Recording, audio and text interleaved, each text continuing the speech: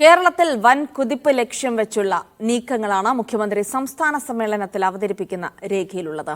IT, tourism മേഖലകളിൽ വൻകിട പദ്ധതികൾ ആസൂത്രണം ചെയ്യുന്നുണ്ട്. യുവാക്കൾ വിദേശത്തേക്ക് പോകുന്ന പ്രവണത കുറയ്ക്കാൻ വേണ്ടിയുള്ള ശ്രമങ്ങളും രേഖയിലുണ്ടെന്നാണ് വിവരം.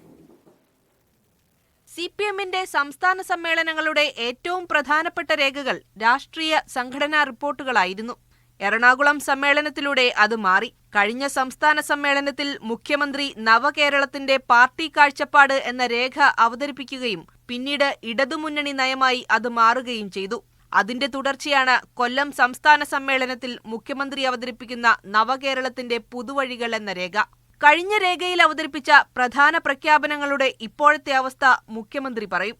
വൻതോതിൽ നിക്ഷേപം കേരളത്തിലേക്ക് ആകർഷിക്കാനുള്ള നീക്കങ്ങളാണ് രേഖയിലുള്ളത്. IT, ടൂറിസം മേഖലകളിലുള്ള പദ്ധതികൾക്കാണ് മുൻതൂക്കം.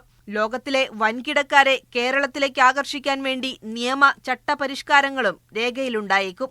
റോഡ്, റെയിൽ വികസനങ്ങൾക്ക് വേഗം കൂട്ടുമെന്ന പ്രഖ്യാപനം ഇതിന്റെ ഭാഗമായുണ്ടാകും. യുവാക്കൾ വിദേശത്തു പോകുന്നത് ഒഴിവാക്കാൻ സമാനമായ സാഹചര്യം ഇവിടെ സൃഷ്ടിക്കും. വയോജന സൗഹൃദ സംസ്ഥാനം, ഭിന്നശേഷി കുട്ടികൾക്ക് സർക്കാരിന്റെ സംരക്ഷണം തുടങ്ങിയ പദ്ധതികൾ പ്രതീക്ഷിക്കാം. രേഖ സംസ്ഥാന സമ്മേളനം അംഗീകരിക്കുകയും പിന്നീട് ഇടതുമുന്നണി ചർച്ച ചെയ്ത് LDF രേഖയാക്കി മാറ്റുകയും ചെയ്യും. മീഡിയ 1, കൊല്ലം.